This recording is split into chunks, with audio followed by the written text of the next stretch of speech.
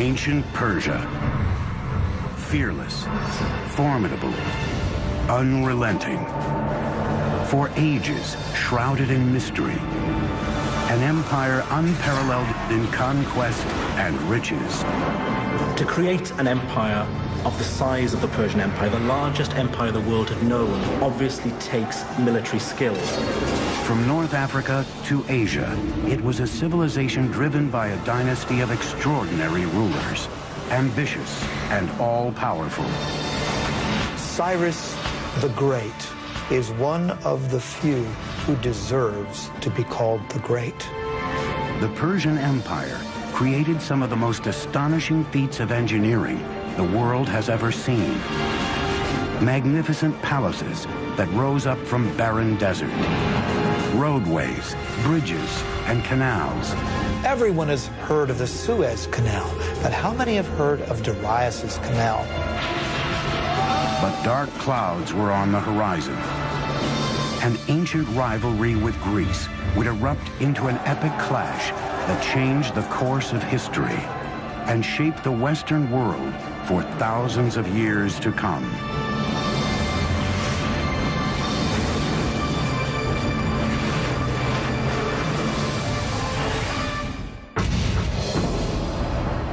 (330 BC). A young Macedonian king conquers the Persian Empire and leads his invading army into Persepolis, its spectacular capital city. The Macedonian ruler is Alexander the Great, an admirer of the great Persian kings. By sundown, the Greek victory celebration degenerates into a drunken melee. By sunup, Persepolis, the crown jewel of the Persian Empire, with palaces unrivaled anywhere in the world, is burned to the ground. More than 2,500 years later, these immense towers stand as testament to the soaring heights this now forgotten empire once reached. I equate Persia with luxury, with rich tapestries and beautiful rugs and my mother's fat, fuzzy Persian cat named Otis. But I also think of a fantastic Persian king named Cyrus the Great, who believed in religious and cultural tolerance, and who freed the Jews from Babylon to return to Israel. Hello, I'm Peter Weller, and welcome to the Persian Empire.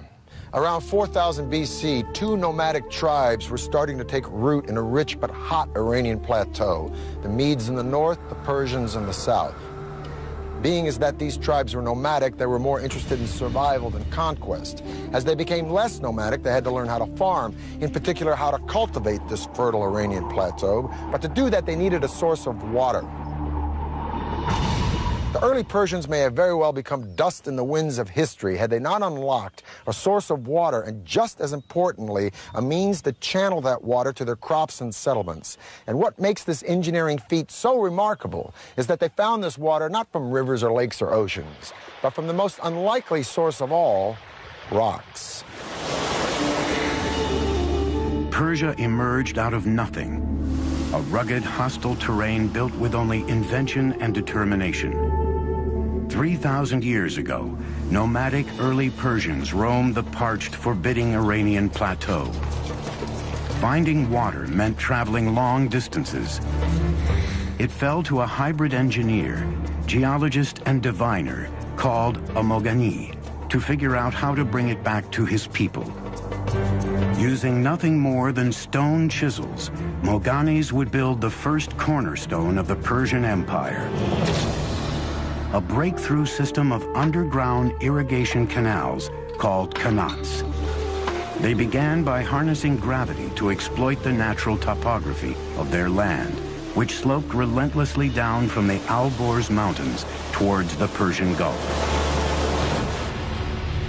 Vertical shafts were first dug down from the surface, and the tunnel was excavated horizontally for a short distance. Then another vertical shaft was built, approximately 3/4 of a mile up the slope, and the channel continued.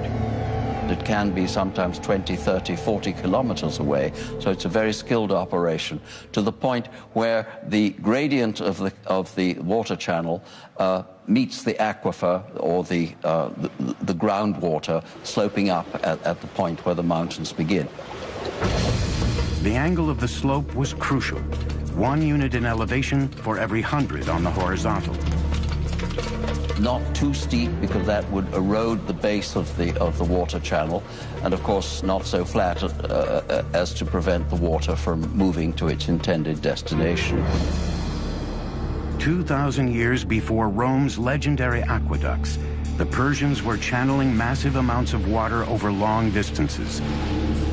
In hot, dry climates, with minimal loss due to leakage or evaporation. Water means food. But the engineering technology to locate that water and move it was a carrot that the Persians were dangling in front of their neighbors. Around 700 BC, all of these tribes were united under one legendary figure named Achaemenes, who founded a dynasty. But this dynasty thrived and flourished under one guy, a guy I would have liked to have met, named Cyrus the Great. Cyrus created and maintained an empire thanks, no doubt, to his military savvy, but he was also a political genius. He was an excellent, benevolent manager of men. Historians have called him humanist. The Jews call him Mashiach, or anointed one. His own people called him father, and even the Ionian Greeks whom he conquered called him a just and worthy lawgiver and ruler. Cyrus the Great came to power in 559 BC. It was the beginning of the Achaemenid dynasty. Their reign would change the course of history and redefine architectural possibility. If you're looking at the greatest personages in history who have affected the world, Cyrus the Great is one of the few who deserves that epithet, the one who deserves to be called the Great. The empire over which Cyrus ruled was the largest the ancient world had ever seen, and may be to this day the largest empire ever.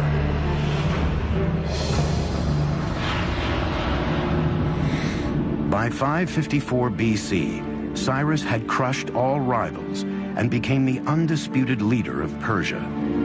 Now it was time to conquer the world. And if he was going to build an empire, he would need a magnificent capital city to reflect its growing stature.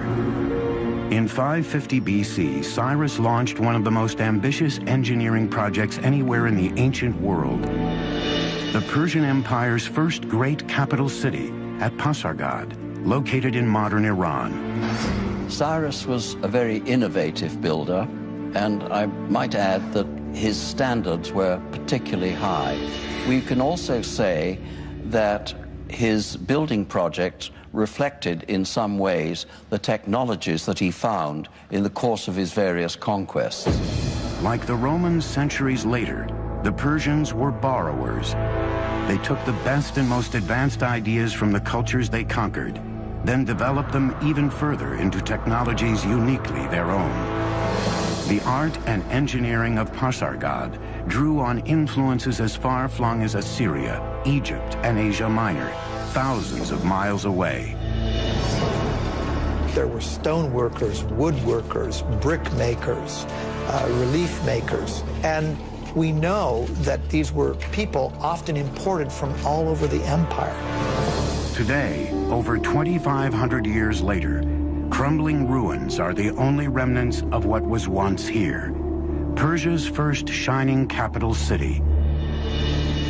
Pasargad's showpiece was its two magnificent palaces, surrounded by a majestic park and vast formal gardens.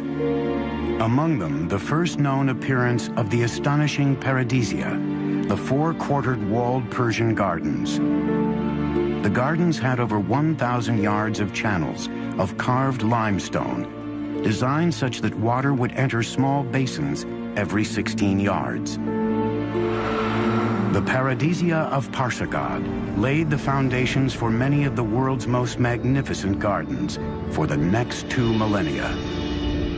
What's particularly different with the Paradisia is the application of the geometric design. So we have squares, rectangular designs, floral designs, cypress trees, wild grasses, roses, lilies, all kinds of vegetations. And this is the concept of the modern park as we know it.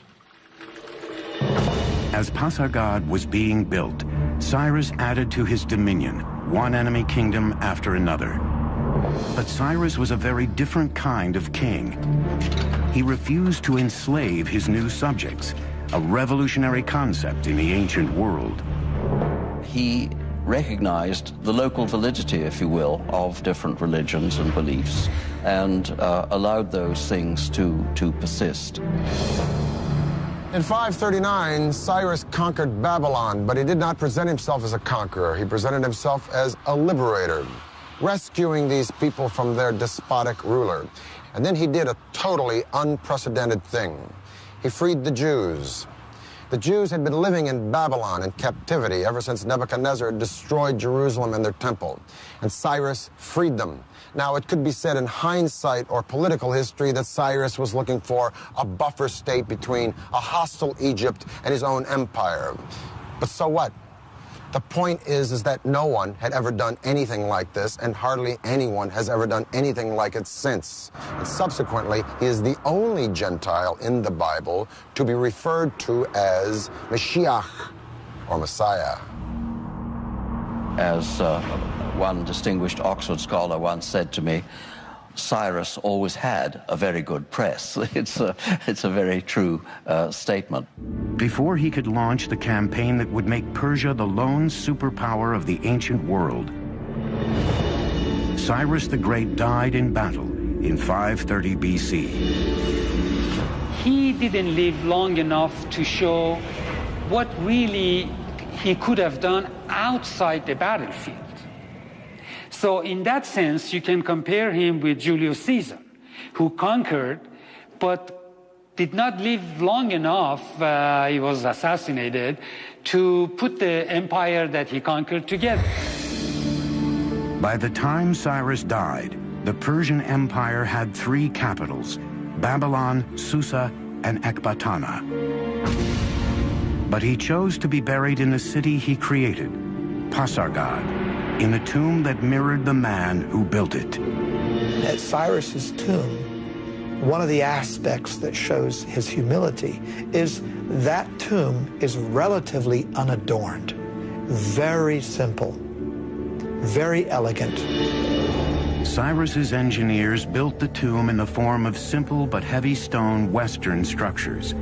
They began by laying large rectangular cut stones and used ramps, pulleys, and clamps to build the tomb to its height of 36 feet. The tomb of Cyrus is a very simple, outwardly modest monument for somebody who had created the largest empire that the world had seen to that date, and it's still remarkably well preserved after 25 centuries. For 30 years, no power on earth could stand up to Cyrus the Great. Now his throne was up for grabs, creating a power vacuum that would throw the ancient world into chaos. The word paradisia in Old Persian became paradise in ancient Greek.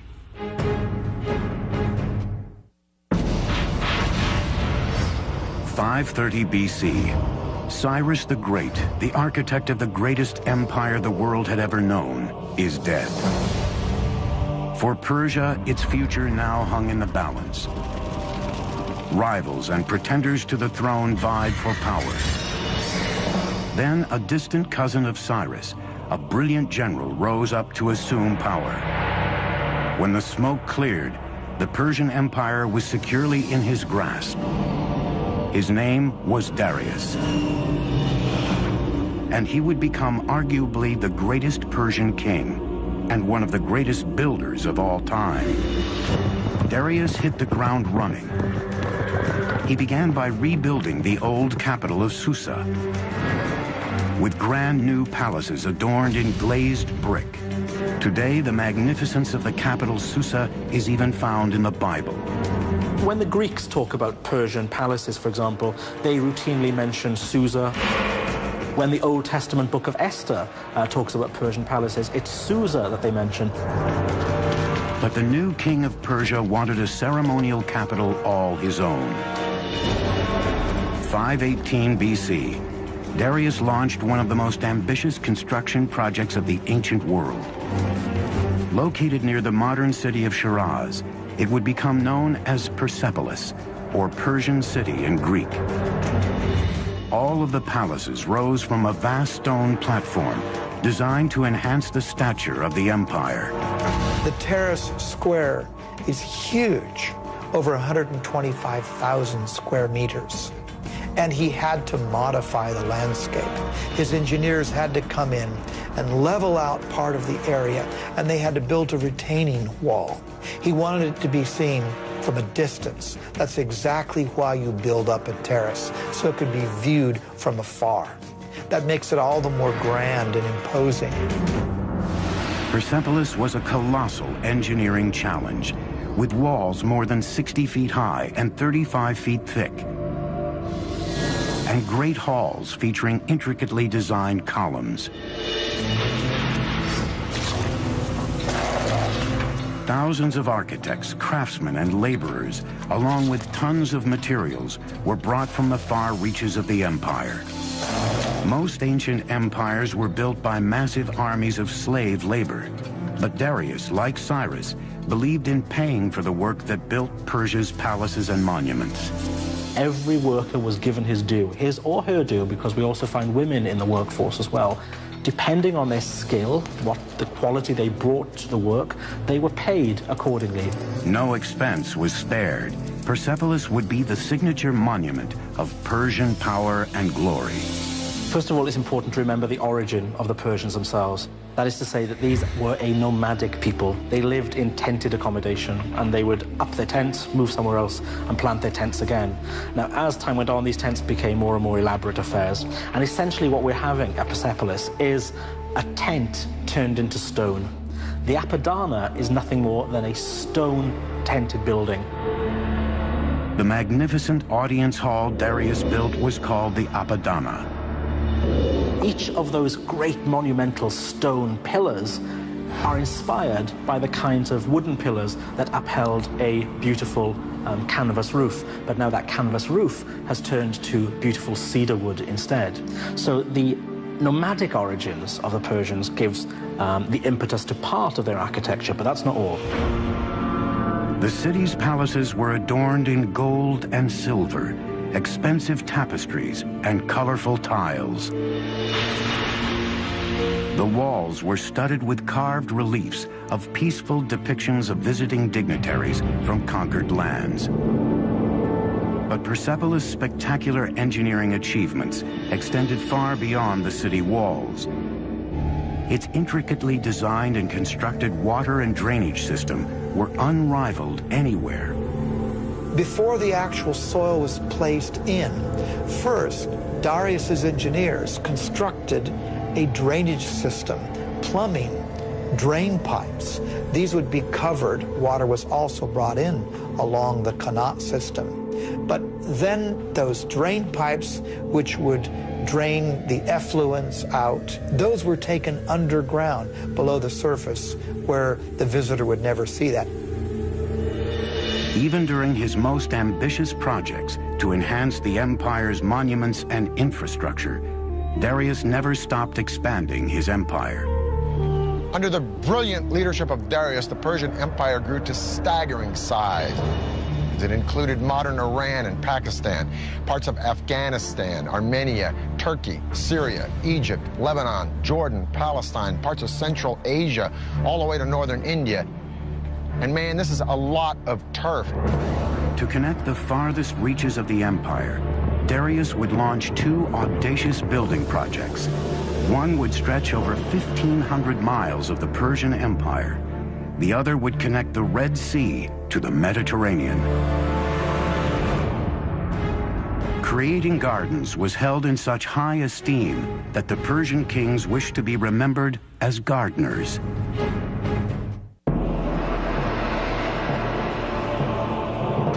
Under the rule of Darius the Great, the Persian Empire grew to staggering proportions. Now he wanted to consolidate and connect the far-flung parts of his great kingdom. 515 BC, Darius orders his engineers to build a massive stone highway, one that would weave the empire together from North Africa to India. extending over 1,500 miles of the empire. He would call it the Royal Road. This was quite the engineering feat because this had to traverse through mountains, forests, deserts. So typically, earth would be packed, hardened, for example. They may not have had asphalt, but they certainly had knowledge of packing gravel or tiny rocks. Laying down a stone road is vital in a terrain where there could be a high water table. You don't want to get your feet stuck in the mud. You don't want to get your cart stuck in the mud. So you have to raise the road surface up. That means laying down some kind of surface initially that will either absorb the groundwater or not allow the groundwater to displace the road. The Royal Road was linked by 111 rest stations and inns every 18 miles, where travelers could eat, sleep, and switch to fresh horses. To ensure safety, watchmen were posted all along its great length. Now, I'm going to talk with my friend, Dr. Lloyd Llewellyn-Jones from the University of Edinburgh, professor of ancient history. I got to ask you this. Was it that safe? Essentially, yeah. I think what Darius, if you will, manages to do here is an incredible feat. I mean, we're standing here in Turkey, okay, right, and we could take one route straight the way through into central Iran. I mean, that's pretty good going. How fast?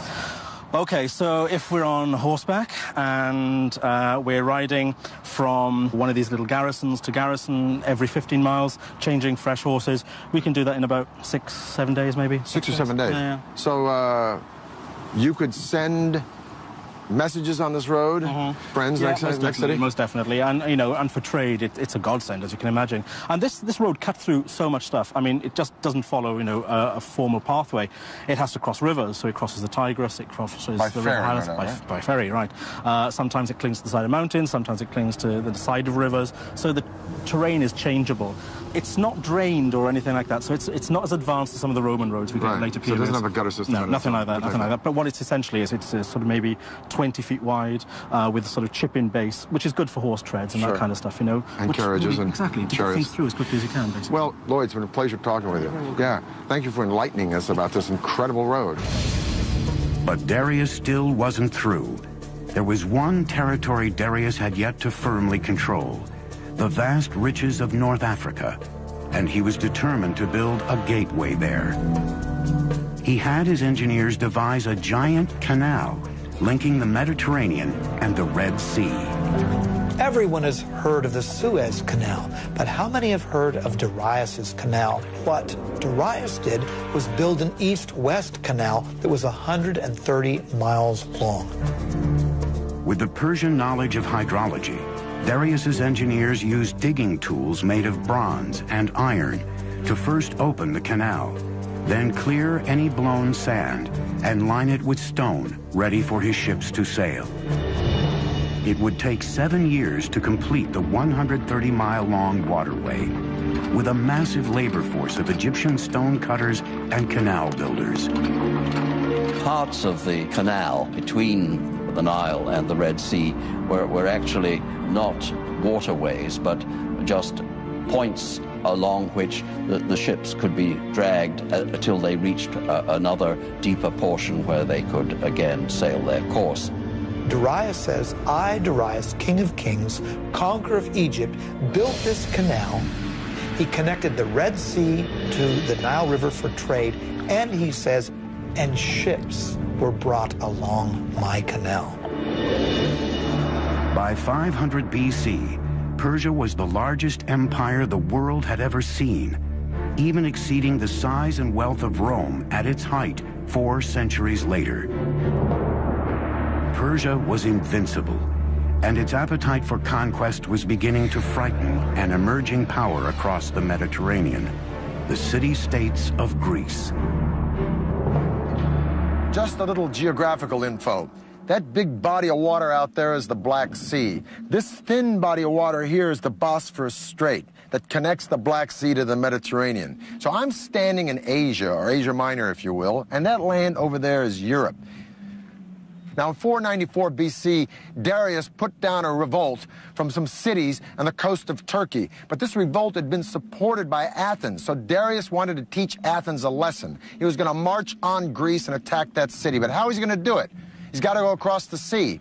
Well, he takes a bridge of boats, pontoons, if you will, and lines them up from that point to that point and marches an army, so Herodotus says, of 70,000 men across the sea to attack Greece. Amazing. Persian engineers connected one side of the Bosporus to the other by scuttling boats side by side to form the foundation. Then they built a highway across the top, linking Asia to Europe. Probably this was a system of planks, and underneath there was a system of packed earth or perhaps dry wood to keep basically the road stable. Now, to keep the ships from wobbling, they must have used an anchor system of a certain weight, because if the anchor would have been too heavy, that would have, of course, tilted or damaged the ships. There was no breaking of the planks, not only due to the weight of the army crossing it, but due to the choppy waters of the Bosphorus. That's quite the feat of engineering before the age of computers. It is late August in the year 490 BC. Darius has already marched into Greece and taken Macedonia. Now he's destined to meet the Greek general Themistocles and an army from Athens and Corinth at the famous Battle of Marathon. A massive army from Persia numbers 60,000 or 140,000, 250,000, depending upon the propaganda you read. Suffice it to say, the Greeks are outnumbered 10 to 1. Their only recourse is to send for reinforcements. So the legendary runner Philippides runs from Marathon to Sparta, a distance of 140 miles in 2 days, hence the name of the race, Marathon. The two armies faced each other separated by a vast open plain. If they clashed head-on, the massive Persian forces would mow down the greatly outnumbered Greeks. This was the beginning of the Persian Wars. A reduced Greek force attacked the Persians head-on. The Persians went for an easy kill. But the remaining Greek forces had split into two and opened two other fronts against the Persians. Sucked into a bloody slaughter pit, the Persians suffered heavy losses and retreated. For the Greeks, it was a great victory. For the Persians, just a speed bump on their path to world domination. Darius decided to return home and turn his attention to shoring up Persepolis, his capital city. He would never get there. In 486 BC, Darius died on his way to quelling a rebellion in Egypt, leaving behind an empire that redefined the very notions of power and glory. He also prevented a replay of the chaos that followed the death of Cyrus by naming his successor, his son Xerxes. Now, Cyrus the innovator and Darius the expansionist were very hard acts to follow. But Xerxes had been a king in waiting all of his life, and a couple of his first acts were to suppress a rebellion in Babylon, another one in Egypt. And then he went after the Greeks. Somehow the Greeks just stuck in his craw. Some historians argue that Xerxes was making a preemptive strike. Others say that he was just cleaning up the business of his father. Whatever the case, the Greeks were no longer intimidated or impressed by the Persians since they'd beaten them at Marathon. And so Xerxes buddied up with the Carthaginian navy and the tip of what is now modern Tunisia, and he decided to beat the Greeks at sea. Discovered in 1931, Persepolis is one of the last archaeological excavations that dates back to the ancient world. 480 BC, the Persian Empire is at its peak, vast, immensely powerful, and incredibly rich. It's been 10 years since the Greeks defeated Darius the Great at the Battle of Marathon. His son Xerxes is now the latest absolute monarch in Persia's Achaemenid dynasty, and Xerxes wants revenge. Greece is only beginning to emerge as a force to be reckoned with, a coalition of profoundly different city-states, from democracies to dictatorships. They are united only by one creed, their hatred of Persia. The ancient world is on the verge of the Second Persian War. The outcome will lay the foundation for the modern world. Greeks traditionally called everybody except themselves barbarians. So this whole thing really between East and West started probably with the Persians and the Greeks and continued ever since. The Persian invasion of Greece would be one of the greatest collaborations of strategy and engineering in military history. The massive invasion would be a complex land-sea assault, demanding some astonishing feats of engineering. Xerxes wanted his forces to enter Greece at the isthmus of Mount Athos, but the seas there were so turbulent, the king directed his builders to dig a canal across the isthmus. With vast manpower and expertise in canal engineering, Xerxes' engineers took a mere 6 months to complete the canal across the isthmus. But the next challenge facing his generals and architects was even greater. The huge Persian army still had to cross the 1.5-mile-wide Hellespont. To this day, their solution is considered one of the most ambitious engineering projects ever conceived for a military campaign. Borrowing a page from his father's book, Xerxes ordered a double pontoon bridge built across the Hellespont. A feat of engineering that would far surpass the bridge Darius built at the Bosporus. But what's very interesting is that 674 ships were now lined up. How were these ships kept stable? This must have been quite an engineering feat. The Bosphorus is not a very calm area. It can be quite choppy. The row of ships were kept in place with a very taut system of cables, probably 2 large cables that ran between Asia and Europe. Now remember, a large number of troops crossed this bridge, perhaps up to 240,000 troops. The ropes allowed the boats sufficient flexibility of movement in the turbulent waters. Each section of the bridge was built on 2 boats connected by planks, so the entire roadway could ride the waves, absorbing much of the surface choppiness.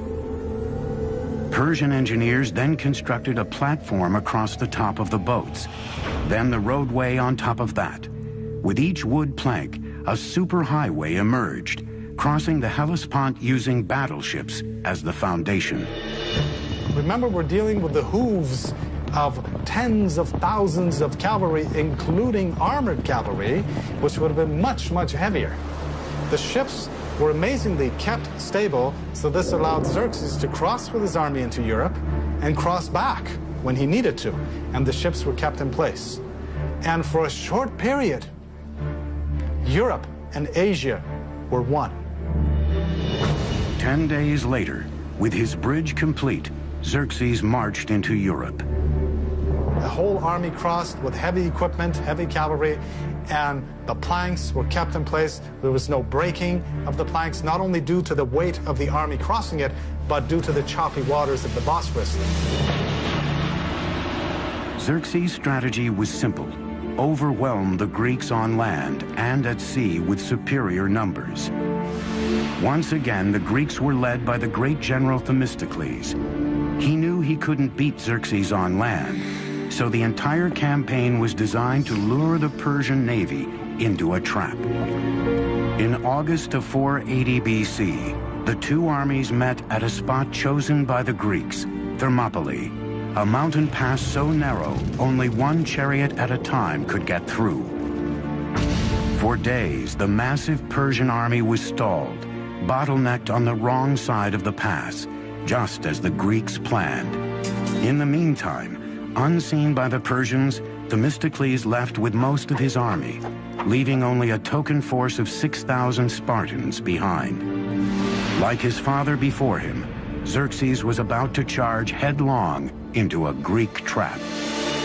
When they finally broke through the narrow pass, the Persians easily destroyed the meager Spartan force Themistocles had left behind as bait and marched toward Athens. But when Xerxes reached the city, Athens was deserted. Xerxes suspected he had been duped and would make the Athenian people pay for it.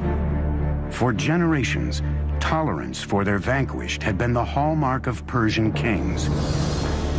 not this time. In a very un-Persian-like act, Xerxes burnt Athens to the ground. The Persian king regretted it immediately, and the following morning ordered Athens rebuilt. But it was too late. The deed was done. His moment of rage would come back to haunt Persia nearly 200 years later. But this war was still far from over. At the same time, Themistocles was setting his trap that lured the massive Persian navy into the narrow bay at Salamis. Then he unleashed a surprise attack. The huge Persian fleet was caught in the naval equivalent of gridlock. They couldn't maneuver in the tiny bay, while the Greeks used their heavy triremes as battering rams to demolish the Persian ships. It was a decisive victory for the Greeks. Xerxes returned home defeated, king of a Persian empire that was no longer invincible. There is one high note in the Persian loss against the Greeks at the Battle of Salamis, one saving grace, a woman named Artemisia, the sole female navy captain in the Persian fleet. She faked out the Greeks by ramming one of her own losing ships, and she sailed away to escape in the confusion. Her survival skills so impressed Xerxes that he was thought to have said, "My men are becoming women, and my women are becoming men." The Persian wars launched Athens into its golden age, but left the colossal Persian Empire vulnerable. It would be left to a young prince, a worshiper of Persia's great kings, to deal the empire its last blow. Humiliated by Artemisia's daring escape, the Greeks offered a huge price for her capture, but Artemisia had safely sailed home.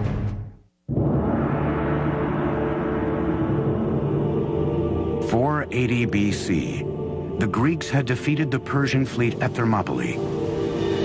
The aura of invincibility that surrounded this empire was gone. But there were still days of power and glory ahead for the Persian Empire.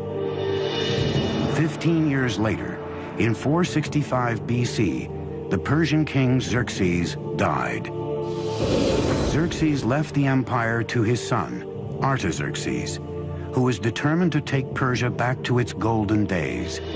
He began by turning his attention to a building project begun by his grandfather, Darius.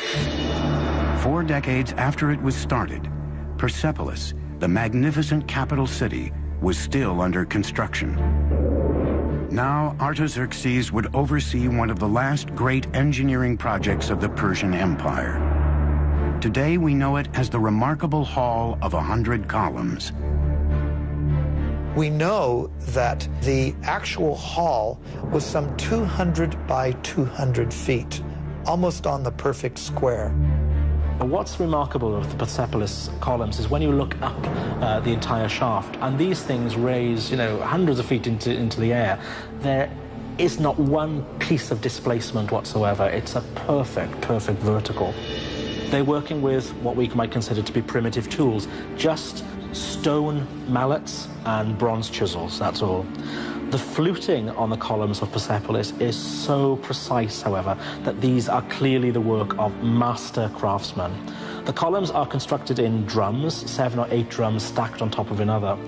This is done by scaffolding the whole area around the column, and then with a crane, a wooden crane, literally moving each column drum in place.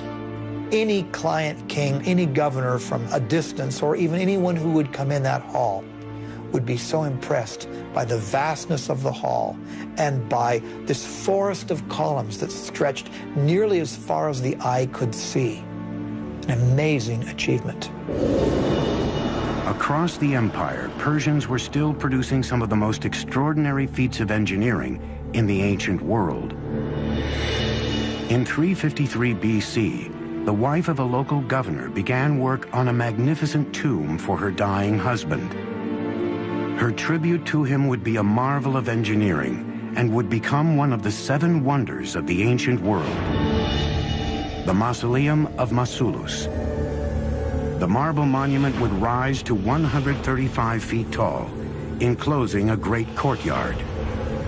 The roof was a pyramid with a staircase on each side, a pathway to heaven.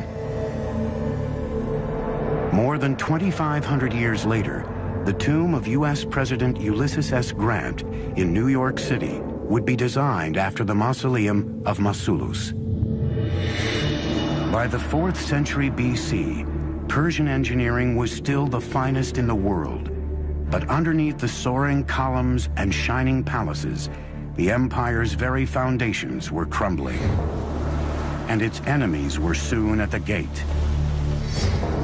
When Athens supports a rebellion in Egypt and Greeks occupy the capital city of Memphis, Artaxerxes leaves Persepolis and his building projects, and he launches a military campaign to kick the Greeks out of Memphis and bring Egypt back under Persian control once again. It'll be the last great victory of the Persian Empire, because in 424 BC, Artaxerxes dies, leaving a power vacuum and 8 solid decades of rampant infighting and neglect. And while the Persian Empire is embroiled in internal conflict and corruption, a young Macedonian prince is studying Herodotus and the accounts of the great Persian hero Cyrus the Great. And this Macedonian prince will set his eyes on conquering the world. His name is Alexander. In 336 BC, a distant relative of Artaxerxes rose to power. He took a regal name, Darius III. He will always be remembered as the king who lost an empire. Over the next 4 years, Alexander and Darius III met head-to-head in a series of fierce battles as Darius III's army was slowly pushed back to its own doorstep. In 330 BC, Alexander was at the gates of the empire's crown jewel, the capital city of Persepolis. Alexander adopted the Persian policy of respecting the defeated. None of his soldiers were allowed to pillage or plunder the lands they had conquered. But how do you tame so many soldiers after a victory over the most magnificent empire on planet E? Well, maybe his soldiers were restless or resentful, or maybe they just remembered the stories of how Athens had been burned by the Persians. In any case, at Persepolis, they let go. Huge celebrations took place after the victory, and during these celebrations, the treasury was pillaged. And then one of the saddest acts of arson in all of history took place. Persepolis was burned. Alexander was not in the business of destroying things. Persepolis probably was burned because it was a symbolic thing. And he also burned it to make a symbolic gesture, not a destructive gesture. There must have been wonderful draperies and things around, and no doubt fire could have begun accidentally just as much as purposefully, because if he really wanted to be an Achaemenid king, the last thing he should want to do was to destroy Persepolis. But there were no fire engines, and once the blaze had taken hold, it was a very terrible blaze, and it left its mark throughout the site. Darius III had escaped capture, but in the summer of 330 BC, he was murdered by a close ally. The last Achaemenid king was dead. Alexander gave Darius III a magnificent funeral, and later even married his daughter. Alexander declared himself an Achaemenid Persian king, and added the final chapter to the story of an empire that had spanned 3 continents and endured for over 2,700 years. Alexander, admirer of Persian kings, chased down the murderers of Darius and killed them himself. Alexander believed that only kings had the right to kill kings. But would have Alexander actually killed Darius? Probably not, because Alexander didn't create an empire, he only conquered one. The empire already existed, created by Cyrus the Great. No, Alexander's genius was to co-opt and use Persia, an empire that stood long before Alexander was born, and whose legacy of culture and sophistication and luxury would be around long after Alexander was dead. For the History Channel, I'm Peter Weller.